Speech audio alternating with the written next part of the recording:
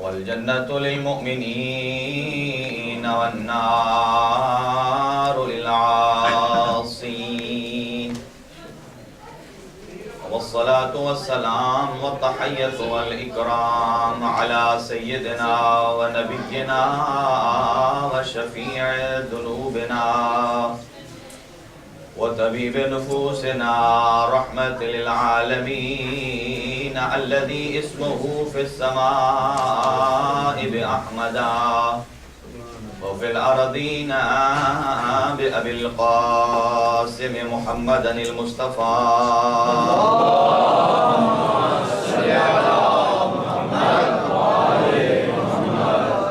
وعلى وصيه ووزيره ووارث علمه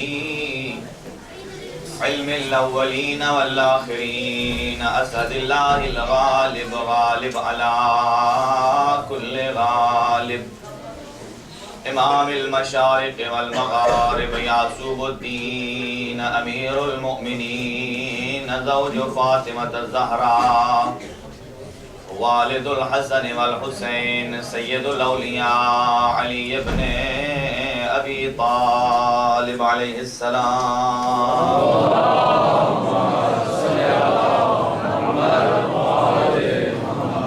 آله الطيبين الطاهرين المعصومين المنتخبين الذين أذهب الله عنهم الرجس وطهرهم تطهيرا. اللهم صل على محمد وآل محمد لا سيما على بقية الله الأعظم روحي وأرواح العالمين لتراب مقدمه الفداء عجل الله تعالى فرجه الشريف وسهل الله تعالى مخرجه الشريف ولعنة الله على أعدائهم أجمعين ملعونين من يوم عداوتهم إلى يوم الدين وبعد يوم الدين. أما بعد فقد قال الله الحكيم في كتابه المتين بسم الله الرحمن الرحيم والذين جاهدوا فينا لنهدينهم سبلنا إن الله لمع المحسنين. وقال رسول الله صلى الله عليه وآله وسلم إن الحسين مصباح الهدى وسفينة النجاة صدق الله العلي العظيم. اللهم صل على محمد وآل محمد. سامعین گرامی قدر، دعا ہے پروردگار عالم بحق محمد و اہل بیت محمد تمام عزاداران سید الشہداء کی جو دور دراز اور قرب و جوار سے تشریف لائے ہیں، اللہ تعالیٰ سب کی اس عبادت کو اپنی بارگاہ میں شرف قبولیت عطا فرمائے اور قدم قدم پہ اجر جزیل اور جمیل عنایت فرمائے. جو والدین جو پیرنٹس اپنے بچوں کو ساتھ جس مشکل اور جس کرب سے لے کے آتے ہیں، اللہ تعالیٰ کی ذات ان کا سایہ ان کے سروں پہ تادیر قائم و دائم فرمائے اور ان کی اولاد کو ان کے لیے فرما بردار بننے کی توفیق مرحمت فرمائے. پروردگار پورے جہان میں جہاں جہاں عزاداری سید الشہداء کا اہتمام ہو رہا ہے، پروردگار اسے اپنی حفظ و امان میں رکھ. دشمنان عزاداری سید الشہداء، دشمنان عزاداران سید الشہداء، دشمنان مقامات مقدسہ، دشمنان اسلام و تشیع، پروردگار بحق محمد و اہل بیت محمد ان کے تمام ارادے ناکام و نامراد فرمائے. پروردگار بحق محمد و اہل بیت محمد ان کا اس دنیا سے خاتمہ فرما، مقدس مقامات کی حفاظت فرما، علماء اعلام کا سایہ ہمارے سروں پہ قائم و دائم فرما. جو بیمار ہیں اور بالاخص درخواست دعا کی اللہ تعالیٰ کی ذات تمام بیماروں کو شفائے کامل و عاجل نصیب فرمائے. بہت سارے مومنین نے درخواست دعا کی ہے، میں ان سب کو اپنے ذہن میں دہرا رہا ہوں تاکہ بہت سارے مومنین نے نام نہ لینے کی بھی درخواست کی ہے. اللہ تعالیٰ کی ذات اس مجلس عزا کے صدقے، بیمار کربلا کے صدقے ان کو جلد از جلد لباس عافیت پہنائے اور اس بیماری کو رفع فرمائے، صحت اور تندرستی عطا فرمائے.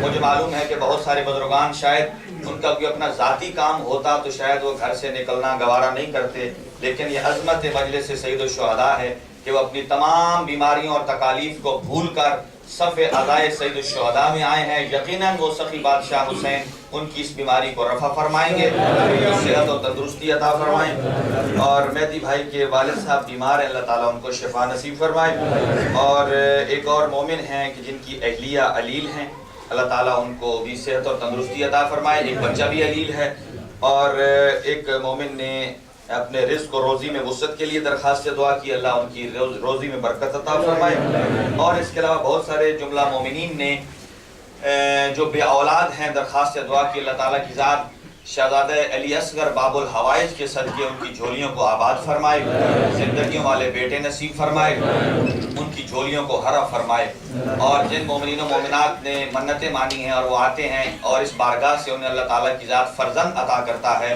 اس کا نتیجہ اور صلہ یہ ہے کہ جس دروازے نے ان کو فرزند عطا کیا ہے اس دروازے سے سارا سال اور ساری زندگی وابستہ رہنے کی توفیق عطا فرما۔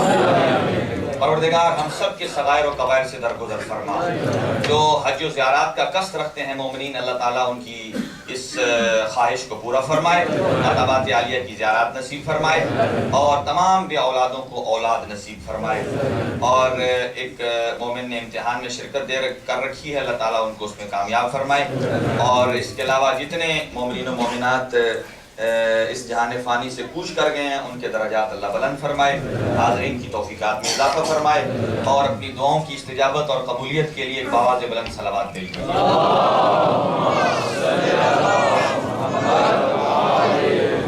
نعرہ تکبیر، نعرہ تکبیر، تھوڑا میرے خیال سے اگر آگے تشریف لے آئیں، آپ بہت سارے سمجھدار حضرات پہلے ہی آ گئے ہیں، میری ایک ہلکی سی گزارش ہے، اور آج شب عاشور ہے اور آج ہی گزارش کروں گا، اس کے بعد میں کبھی بھی آپ حضرات سے یہ کہنے کی جسارت نہیں کروں گا، جس مقام پہ آپ ہوتے ہیں اللہ آپ کو آباد و شاد رکھے، اور جو مومنین آگے تشریف لا رہے ہیں ان کی صحت و سلامتی کے لیے عبادت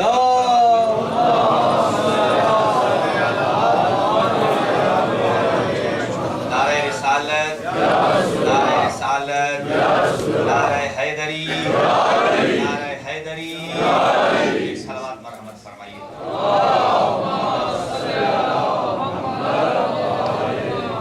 حاضرین کی توجہات میری جانب ہوں تو میں اپنی گزارشات کا آغاز کروں۔ سامعین گرامی قدر، یہ جو دعائیں مانگی جاتی ہیں اور بالاخص شب عاشور ہے اور دعاؤں اور مناجات کی قبولیت کی رات بھی ہے، اور یہ مت دھیان اس طرف کیا کیجئے کہ دعا بعض اوقات بہت لمبی ہو گئی ہے۔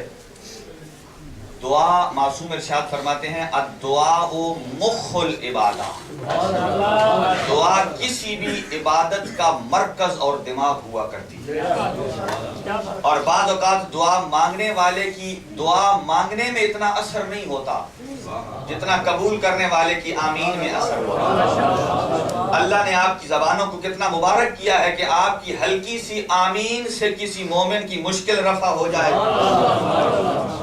اللہ کے نبی حضرت سلیمان قحط پڑ گیا تھا، مقدمتاً کچھ جملے عرض کر رہا ہوں، قحط پڑ گیا تھا۔ قحط ہوتا ہے کہ جب بارش نہ آئے، کچھ سالی بڑھ جائے اور زمینی حیوانات مرنے لگے تھے۔ ایک چیونٹی، آپ راستے سے گزر رہے تھے تو چیونٹی فریاد کر رہی تھی، اللہ کے نبی اس کی آواز سمجھتے تھے، اس کو اٹھایا، اپنے ہاتھ پہ بیٹھایا، اور اللہ کے نبی سلمان اس سے ہم کلام ہوئے۔ اس نے ایک سوال کیا، کہا اللہ کے نبی ہم اس روئے زمین پر مر رہے ہیں، آپ دعا کیجئے کہ اللہ باران رحمت کا نزول فرمائے۔ توجہ چاہوں گا حضرات سے کہ اللہ ہماری مشکل کو ٹالے۔ اللہ کے نبی سلیمان نے دعا کی، جیسے ہی دعا فرماتے تھے بارش نہیں آتی تھی،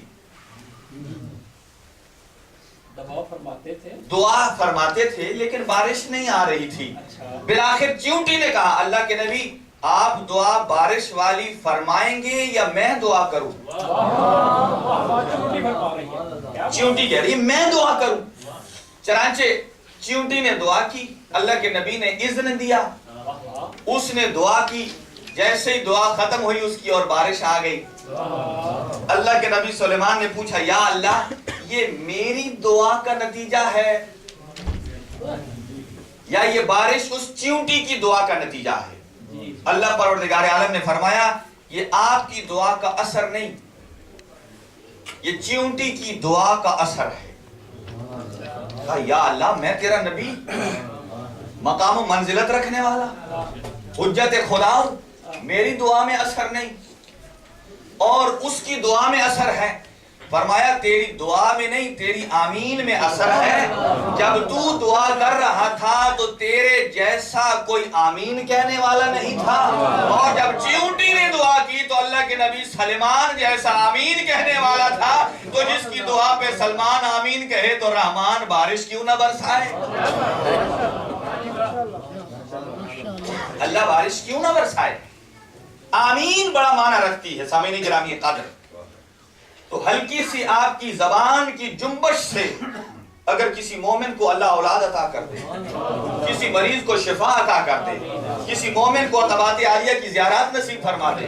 بہت سارے ایسے مومنین ہیں میں جانتا ہوں کہ وہ ان کی کمر میں پرابلم ہے، مجھے معلوم ہے کہ وہ اپنے گھر بھی نہیں بیٹھ سکتے کسی سہارے کے بغیر، لیکن یہ تو اس کی مجلس ہے کہ جو صرف خود نہیں بہت سوں کا سہارا بنتا ہے حسین،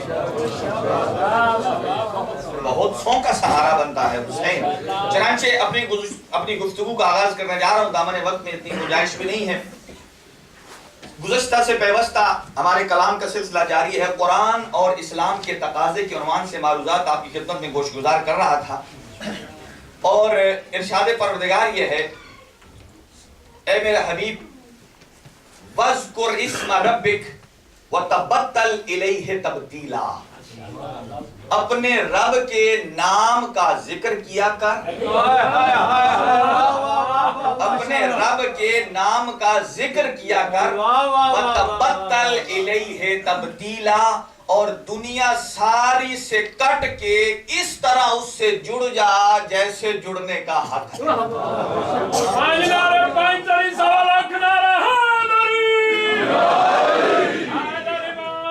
توجہ چاہوں گا. باطالہ کا معنی کیا ہے؟ کل گفتگو میں نے جہاں چھوڑی تھی کہ جناب صدیقہ طاہرہ آپ کے صاحبزادے ہیں، اللہ کی نشانیاں، حسن بھی ہے اللہ کی نشانی، حسین بھی ہے اللہ کی نشانی، اور بی بی خود ہے صدیقہ طاہرہ. اور صدیقہ طاہرہ بھی وہ صدیقہ نہیں جو خود ساختہ نہیں، جسے رحمان صدیقہ کہہ رہا ہے. جب آپ مباہلے میں تشریف لے گئے، اگر پوچھا جائے لوگوں سے کہ صدیق کون ہے اور صدیقہ کون ہے، وہ ایک ہی گھر سے دونوں تلاش کر کے دے دیتے ہیں. والد گرامی صدیق ہیں اور ان کی بیٹی صدیقہ ہے، لیکن یہ تو خود سے بنے ہیں ایک صدیق اور صدیقہ. دیکھنا ہے مباہلے میں اللہ صدیق بنا کے علی کو بھیج رہا ہے، صدیقہ بنا کے زہرا کو بھیج رہا ہے. میں کہوں گا یا اللہ، جن کو اپنی صداقت پہ فخر تھا ان کو سرکار مباہلہ میں لے کر کیوں نہیں گئے؟ اور ایک مورخ کا خوبصورت جملہ ہے، آپ نے فرمایا سرکار لے کر کس کو گئے؟ ایک سید الانبیاء، ایک سید الاولیاء، ایک سیدۃ النساء، ایک سیدہ شباب اہل الجنہ، جس کا ترجمہ سمجھ نہیں آیا ترجمہ کیے دیتا ہوں. ایک نبیوں کا سردار، ایک ولیوں کا سردار، ایک تمام جہان کی عورتوں کی سردار، دو جوانان جنت کے سردار. توجہ چاہوں گا، ایک نبیوں کا سردار، ایک ولیوں کا سردار، ایک خواتین کی سردار، ایک جوانان جنت کی سردار. تو معلوم یہ ہوا کہ سرکار مباہلے میں کسی عام کو لے کر نہیں گئے، سردار سارے مباہلے میں چلے گئے اور غلام سارے مدینے میں رہ گئے.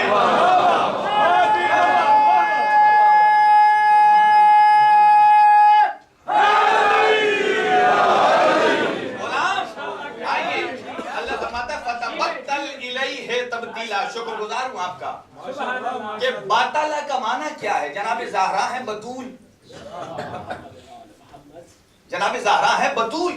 باطالہ کا معنی مفردات القرآن میں جو صرف انڈیکس ہے جو قرآن کے معنی کو بیان کرتی ہے، اس میں لکھا ہے باطالہ یہ صفت ہے کہ جو دنیا سے کٹ جائے، مخلوق سے کٹ جائے اور خالق سے جڑ جائے، اسے کہتے ہیں بطول. جو دنیا سے کٹ جائے، مخلوق سے کٹ جائے، خدا سے جڑ جائے. کس وجہ سے جڑ جائے؟ اپنی طہارت کی وجہ سے، دنیا طہارت کی وجہ سے اللہ سے کٹ جاتی ہے، بطول کہتے ہی اسے ہیں جو مخلوق سے تو کٹی رہے لیکن رحمان سے ہمیشہ جڑی رہے۔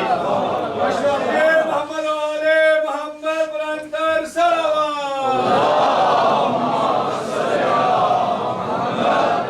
چنانچہ جناب صدیقہ طاہرہ وَيُطَهِّرَكُمْ تَطْهِيرًا کی مصداق ہیں جو ہر وقت بطول، جب بطول کا ایک معنی یہ ہے کہ جس کے معنی سمجھ میں ہی نہ آئیں، ایک معنی یہ جس کے معنی سمجھ میں نہ آئیں، لہذا علماء نے اپنی جان چھڑانے کے لیے یہاں ایک معنی لکھ دیا کہ جو ہر وقت پاک ہوتی ہے، ہر وقت پاک ہوتی ہے۔ ہر وقت کا معنی آپ میرے خیال نہیں سمجھ سکے۔ صحیح بخاری شریف میں یہ روایت ہے، ام المومنین حضرت عائشہ بیان فرماتی ہیں کہ جب آپ سے پوچھا گیا بی بی ما تقول فی حق فاطمہ، آپ جناب زہرا کے حق میں کیا فرمائیں گی؟ ام المومنین حضرت عائشہ بیان فرماتی ہیں ما اقول فی حقہا، زہرا کی شان ہی اتنی عظمت والی ہے، میں کیا بیان کروں زہرا کے حق میں؟ کہا کیسے؟ کہا میرے بارے میں سن لو اور زہرا کا اندازہ لگا لو۔ میں کعبے کا طواف کر رہی تھی، میرے اوپر ایک کیفیت ایسی آئی کہ مجھے کعبے کا طواف چھوڑنا پڑا، کعبے کی حدود کو چھوڑ کر اپنے گھر جانا پڑا۔ یہ ہے مجھ عائشہ کی حیثیت۔ اور بی بی بطول کی کیفیت کیا ہے؟ امام حسن مجتبی کی ولادت ہوتی ہے نماز ظہر کے بعد اور ہوتی بھی ہے رمضان میں۔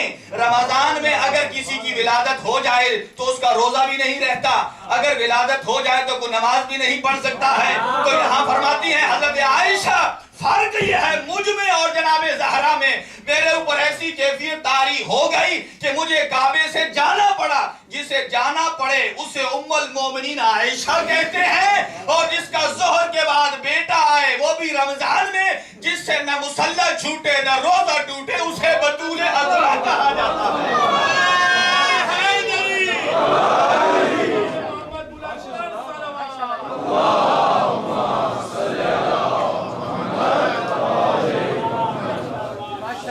آپ کو بطول عذرا کہا جاتا ہے جس کی تعظیم انبیاء پہ واجب ہو۔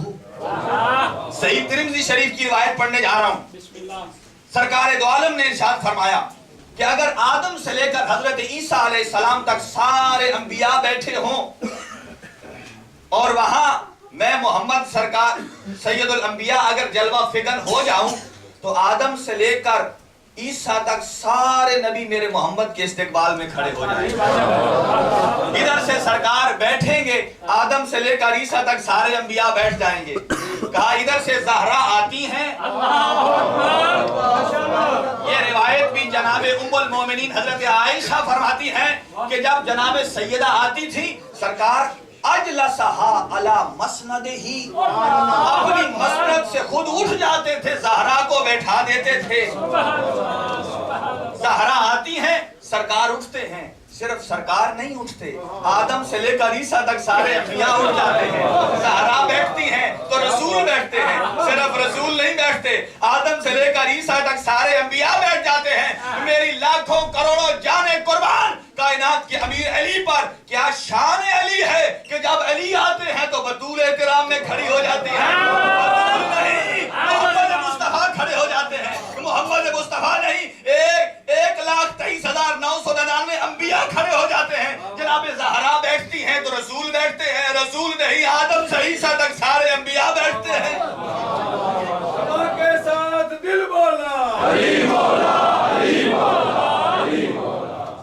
اسی لیے ہم یہ کہتے ہیں، آج میں اپنی گفتگو کا خلاصہ کرنے جا رہا ہوں کہ مکتب اہل بیت کا عقیدہ یہ ہے، ہم بعد پیغمبر بھی اسی کو ہادی مانتے ہیں کہ جسے رحمان بھیجتا ہے۔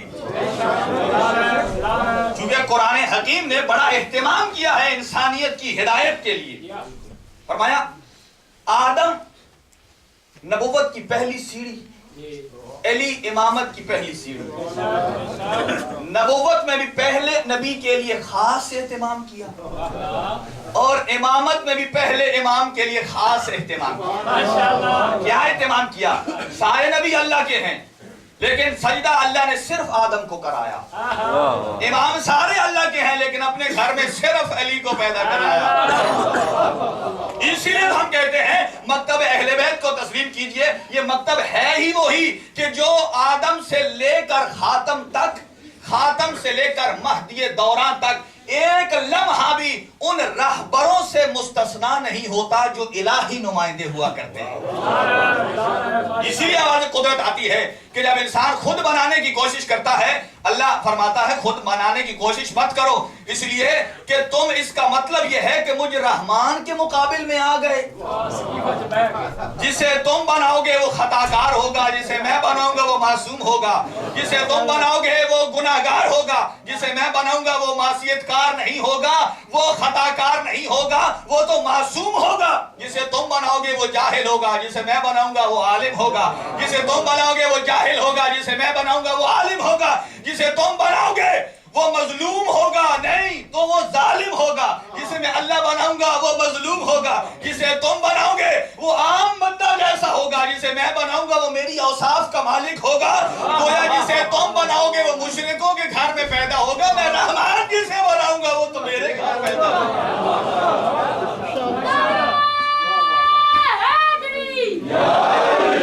اور یہاں بہت خوبصورت جملہ ہے حضرت امام خمینی رضوان اللہ تعالی علیہ مجمعین کا۔ آپ فرماتے ہیں کہ شیعہ اور سنی ایک جسم کے دو بازو کا نام ہے، ایک جسم کے دو حصوں کا نام ہے۔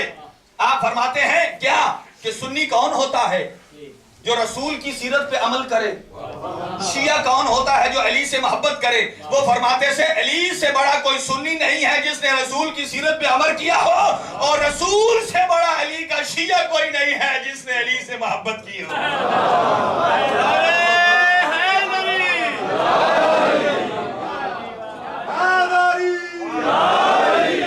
اس لیے کہ ذات علی شیعہ سنی کی مشترکہ جاگیر کا نام ہے۔ وہ فرمایا کرتے تھے کیا؟ کہا شیعہ علی کو پہلا امام مانتے ہیں، اہل تسنن علی کو چوتھا خلیفہ مانتے ہیں۔ وہ فرماتے ہیں میری لاکھوں جانیں قربان اس علی پہ کہ اگر ایک علی نہ ہو تو سنیوں کا خلیفہ ختم نہیں ہوتا، اور اگر علی نہ ہو تو شیعوں کی امامت شروع نہیں ہوتی ہے۔ بہترین جملہ ارشاد فرما دے، اگر علی نہ ہو تو امامت شروع نہیں ہوتی، اور اگر علی بھی نہ ہو تو امامت خلافت ختم بھی نہیں ہوتی ہے۔ چنانچہ اپنی گفتگو کا خلاصہ کرنے جا رہا ہوں۔ فرمایا مکتب اہل بیت اس کو مانتا ہے جو بعد پیغمبر بھی ویسا ہی معصوم ہو جیسے وہ خود معصوم ہے۔ چنانچہ کائنات کے امیر کو سرکار نے منتخب کیا۔ اپنی گفتگو کو میں ایک نہج کی جانب لانے جا رہا ہوں۔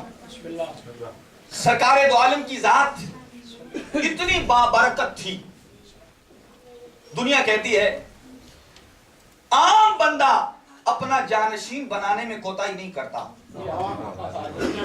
سرکار دو عالم تو سارے انبیاء کے سردار تھے، کیا آپ کو یہ بھول گیا تھا کہ میں نے اپنے بعد امت کو اپنی ہدایت میں چھوڑ دینا ہے؟ نہیں۔ سرکار دو عالم سے متعلق قرآن حکیم ارشاد فرماتا ہے کہ میرا حبیب تو میرا اتنا فرما بردار تھا کہ وہ کچھ کرتا ہی نہیں ہے جب تک میں اللہ اس کو وحی نہ کروں۔ دوسرے الفاظ میں فرمایا کہ میرا حبیب عبدہو ہے، عبدہو ہے۔ عبدہو رسالت سے بڑا مرتبہ ہے۔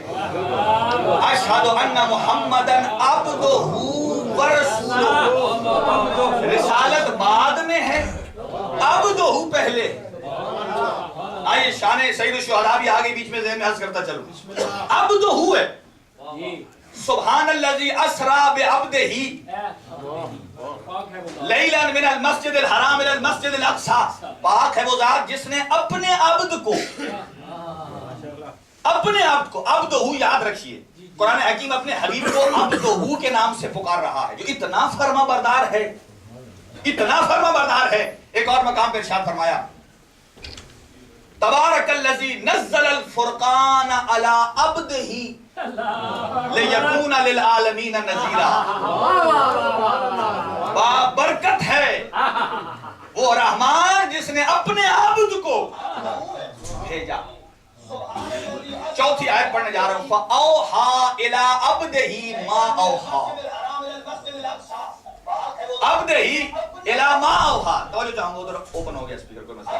نعرہ حیدری بر محمد اہل بیت محمد بلندترین صلوات۔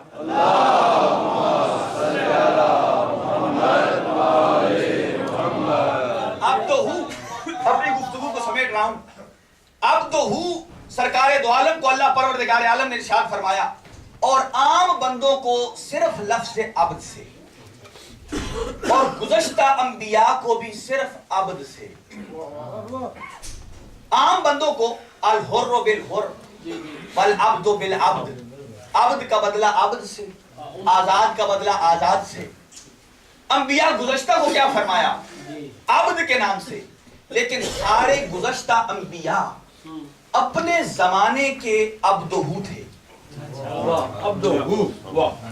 لیکن سرکار دو عالم جب عبدہو بن گئے تو وہ سارے اب درجہ عبدیت پہ آ گئے۔ اپنے قبیلے کے عبدہو تھے، قرآن انہیں عبد کہہ رہا ہے۔ جیسے اس کی مثال بسم اللہ الرحمن الرحیم، قرآن کہتا ہے وَاذْكُرْ فِي الْكِتَابِ نُوحٍ إِنَّهُ كَانَ عَبْدًا شَكُورًا۔ کتاب نوح کو یاد کیجئے کہ جو میرا شکر گزار بندہ تھا۔ توجہ چاہوں گا، میرا شکر گزار بندہ تھا، یعنی جو اللہ کا شکر کرے اسے نوح کہتے ہیں، جو اللہ کا شکر کرے اسے نوح کہتے ہیں۔ اور یہ گھرانہ وہ ہے کہ جن کا اللہ شکر ادا کرتا ہے۔ شاید نہیں پہنچا سکا، بعض افراد ابھی چپ ہیں، کہ جن کا اللہ جن کا شکریہ ادا کرے وہ یہ گھرانہ ہے، اور جو اللہ کا شکر ادا کرے وہ نبی ہیں۔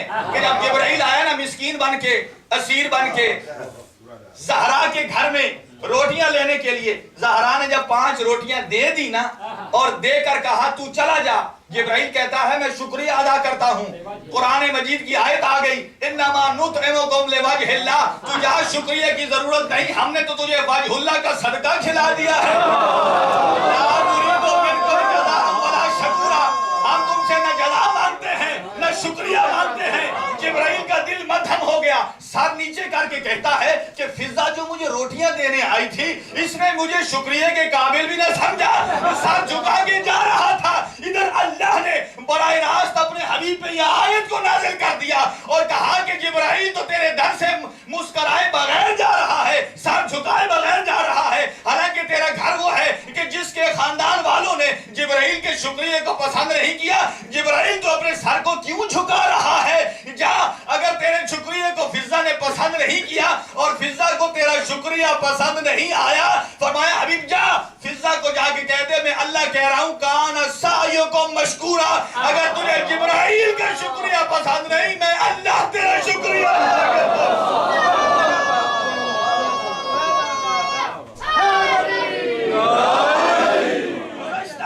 کو فرمایا عبد کے نام سے، توجہ چاہوں گا، سرکار ہیں عبدہو، انبیاء ہیں سارے عبد، عام بندے ہیں عباد۔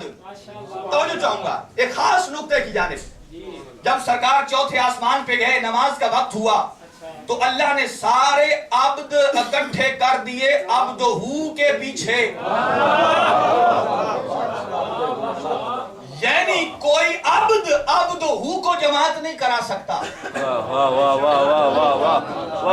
جو معصوم عبد ہے، اگر کوئی گناہگار عبد کہے میں نے سرکار کو نماز پڑھائی، توجہ چاہوں گا، توجہ، مسجد نبوی بھری ہوئی تھی، اصحاب کا مجمع تھا، ادھر سے سید الشہداء آئے، سارے نمازی سجدے میں تھے، آگے عبدہو بھی سجدے میں تھا، سید الشہداء آئے، زہرا کا لال، سارے عباد کرتا کرتا عبدہ کی پشت پہ سمجھ گیا بات؟ ابتدا ہے اس شہید اعظم کے نام سے جو رحمان بھی ہے جو رحیم بھی ہے. سب مل کے بولو, سب مل کے بولو, نعرہ حیدری. توجہ چاہوں گا, سارے عبدوں سے گزر کر امام حسین عبدہ کی پشت پہ جا کے بیٹھے. توجہ چاہوں گا, اب سنیے. اب سرکار نے 70 مرتبہ اپنے درود کو لمبا کیا اور یہ کہا, اے حبیب تب تک سر نہیں اٹھانا جب تک حسین اپنی مرضی سے نہ اٹھے. اب جتنے عبد تھے وہ انتظار میں تھے کہ عبدہ سر اٹھائے.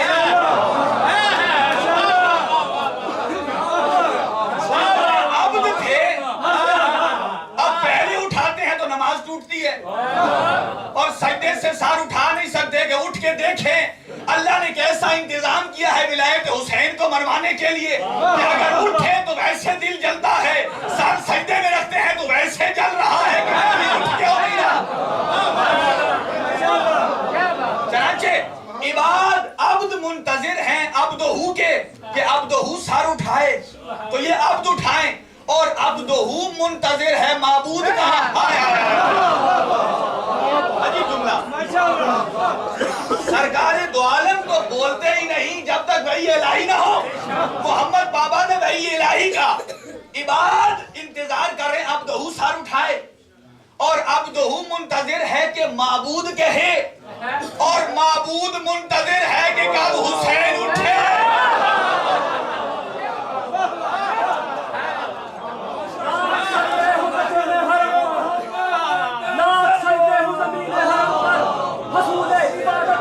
کچھ بھی نہیں بتا دیا ہے نبی کے طویل سجدے نے, حسین تیری محبت نہیں تو کچھ بھی نہیں. اب دنیا سمجھے کہ حسین کیا ہے. جو عبدہ اور معبود کے درمیان واسطہ ہو اسے حسین کہتے ہیں.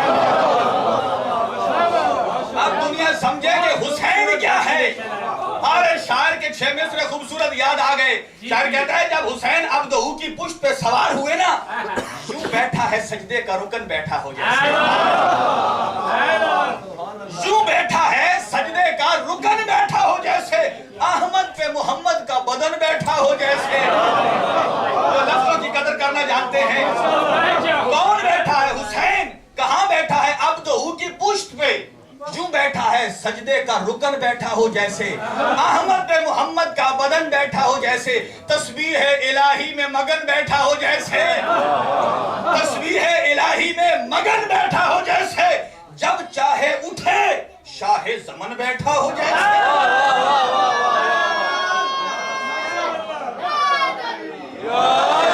اب دنیا سمجھے کہ بعد پیغمبر ہم آل کو کیوں مانتے ہیں. جب چاہے اٹھے شاہ زمن بیٹھا ہو جیسے. جو میرے ساتھ نہیں ملے اب آخری فکرہ ان کے لیے ہے. یوں بیٹھا ہے سجدے کا رکن بیٹھا ہو جیسے, احمد پہ محمد کا بدن بیٹھا ہو جیسے, تسبیح الہی میں مگن بیٹھا ہو جیسے, جب چاہے اٹھے شاہ زمن بیٹھا ہو جیسے. کاندھوں پہ کبھی باپ, پشت پہ کبھی بیٹا, ہم نے تو نبوت پہ ہمیشہ امامت ہی.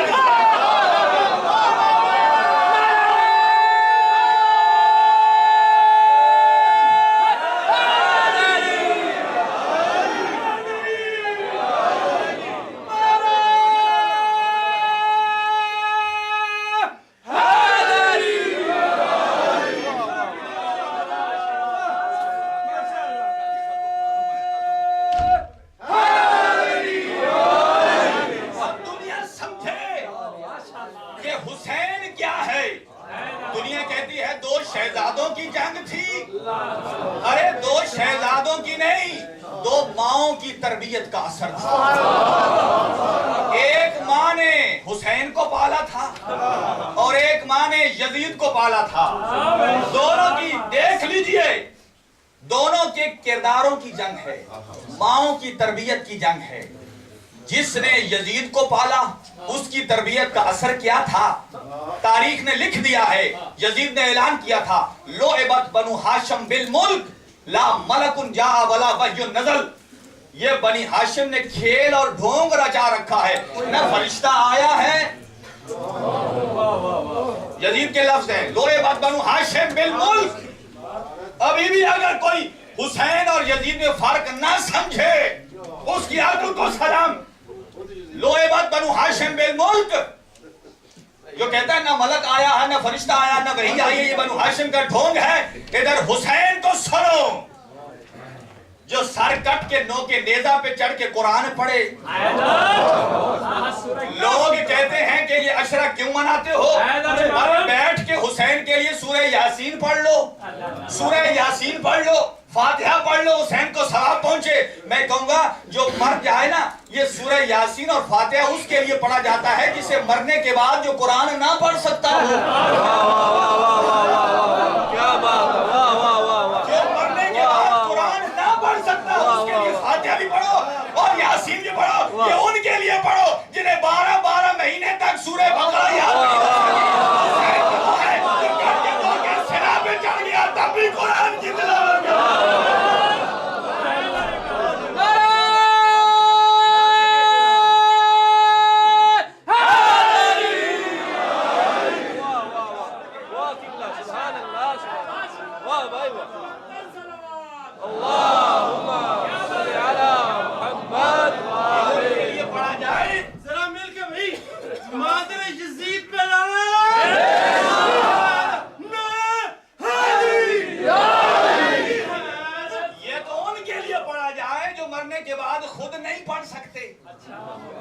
ان کے لیے قرآن پڑھا جائے.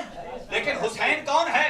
شہید محسن نقوی خوبصورت جملہ عرض کیا کرتے تھے، فرماتے تھے یہ کہ ماتم ہم کرتے ہیں، ہاتھ ہمارا، سینہ ہمارا.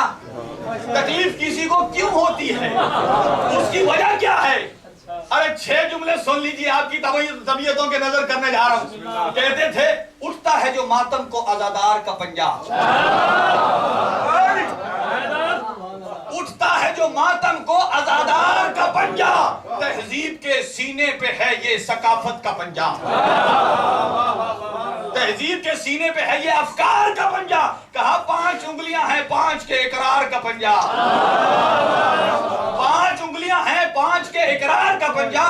ہر دور میں ہر ظلم کے انکار کا پنجہ. اسلام کی بنیاد کا ڈھانچہ بھی یہی ہے، رخسار یزیدی پہ تماچا بھی یہی ہے.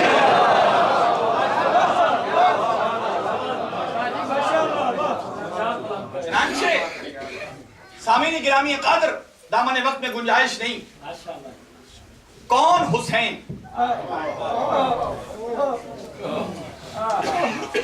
ایک رات کا مہمان حسین، ایک رات کا مہمان. آپ کے ذہن آمادہ ہو گئے. اگر کسی ماں کو پتا ہو کہ میرے بیٹے نے کل مر جانا ہے، آج رکم اللہ نہیں اٹھتی ہوئی آوازوں پر رحم کرے. اللہ سوائے غم شبیر کہ آپ کو کوئی غم نہ دے. امام صادق فرماتے ہیں نفس المحموم لہمنا تسبیح، ہمارے غم میں جو آہ کرتا ہے نا اللہ اسے تسبیح شمار کرتا ہے. جب رباب اصغر کی ماں رباب کا انتقال ہوا نا، آخر وقت بھی رباب کے ہاتھ سینے پہ. میری آقا زادی نے کہا تھا سجاد بیٹا میں اجڑ تو ویسے گئی ہوں، ذرا جا دیکھ نا کہ ماں کی چادر کے گرد جو گرا لگی ہے اس میں کیا ہے، اس میں کیا ہے. جب دونوں نے کھولا نا جا کے، کیا دیکھا؟ اصغر کے جھولے کی جلی ہوئی لکڑی تھی. میں کہوں گا بی بی رباب تو نے اصغر کے جھولے کی جلی ہوئی لکڑی کو سنبھال کے رکھا. لیکن التجا کرنے جا رہا ہوں بی بی رباب سے، آج جھولا ہے نا اصغر کا. میں کہوں گا بی بی آج ہماری بہنوں نے ماؤں نے تیرے اصغر کا جھولا بنایا، ہمارے گناہوں کو نہ دیکھنا. ایک مرتبہ اپنے اصغر کو اس جھولے میں لیا تاکہ میرے اولاد لوگوں کی دعائیں قبول ہو جائیں. آج رکم اللہ عزادارو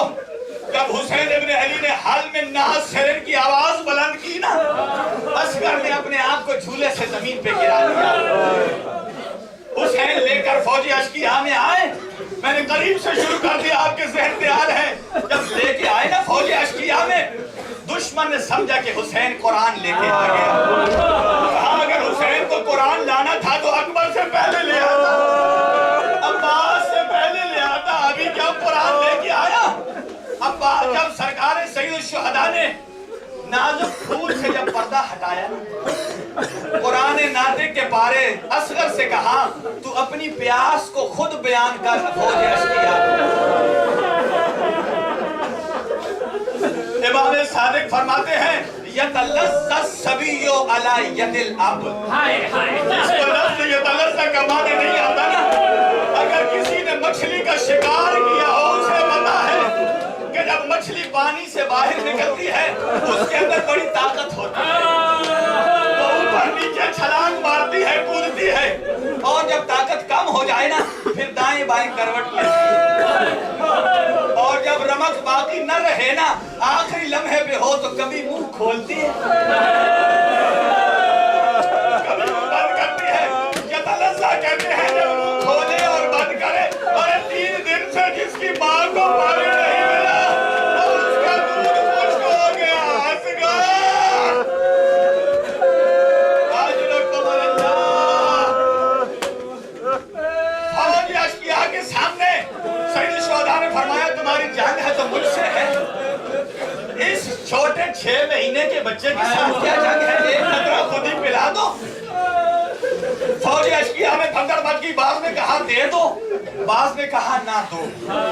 عمر صاحب نے کہا اے حرملا اقطع کلام الحسین، حسین کی کلام کو قطع کر۔ جب مختار نے حرملا کو گرفتار کیا نا اور گرفتار کر کے کہا تو بتا کہ تو نے یہ شعبہ تیر کہاں مارا تھا، کہتا یہ وہ تیر ہے جو انسانوں کو نہیں مارا جاتا ہے، بادر کو مارا جاتا ہے۔ کہا تو بتا کتنے جگہ مارا، کہتا 2 آسان جگہ، ایک بڑی مشکل، میں وہ نہیں بتا سکتا۔ مختار نے کہا تیری جان آسان میں بھی نکلے گی، بتا۔ کہا میں نے پہلا تیر سے شعبہ عباس کی مشق میں مارا جسے عباس کی آز غضب ہو گئی۔ کہا دوسرا سے شعبہ تیر میں نے حسین کی پیشانی میں مارا، وہ مختار سے کرسی چھوٹ گئی۔ کہا یہ تو وہ جگہ ہے جہاں محمد موسیٰ دیا کرتا تھا۔ کہا تیسرا تیر کہاں مارا، ارے کہا میں نے حسین کے ششمہ ہے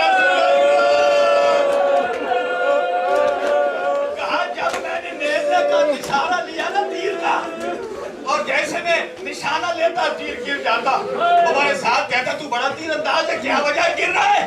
اب کہتا ہے حرملا کاش تو منظر دیکھتا جو میں اپنی آنکھوں سے دیکھ رہا ہوں۔ جب میں نشانہ لیتا ہوں نا اصغر کی گردن کا، کبھی میری آنکھوں کے سامنے رسول اللہ کی شکل آتی ہے، کبھی علی ابو طلحہ کی آتی ہے، اور ماتم کر کے یہ جملہ سننا اور کہا وہ مجھے کہتے ہیں حرملا اپنا تیر بھی دیکھ میرا شیر نہیں دیکھا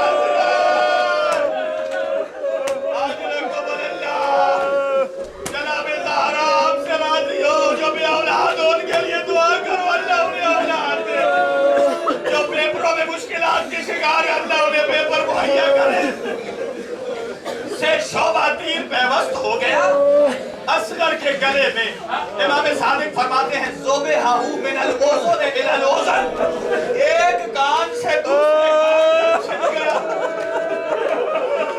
بعض نے کہا کان میں لگا، بعض نے کہا گلے میں، بعض نے کہا سینے میں، اور کسی ذاکر مولانا کی روایت میں اختلاف نہ کرنا۔ اور میرے مولا امام زمانہ فرماتے ہیں اور میرا اس صغیر پہ سلام جسے ایک تیر کان میں لگا اور گردن میں لگا سینے۔ اجرکم اللہ۔ مجھے شہادت کے جملے پڑھنے دیجیے اللہ تعالیٰ نے جب تیر لگ گیا نا، آپ جانتے ہیں تیر کا بدن میں داخل ہونا آسان ہوتا ہے، نکالنا بڑا مشکل ہوتا ہے۔ ارے حسین نے اصغر کی گردن سے کیسے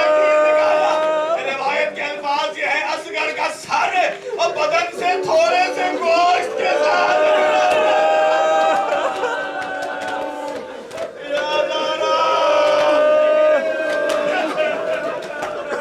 حسین نے اصغر کی گردن کے نیچے وضو رکھا. بتاؤ جس کی ماں کا دودھ خشک ہو گیا وہ کتنا خون نکلے گا.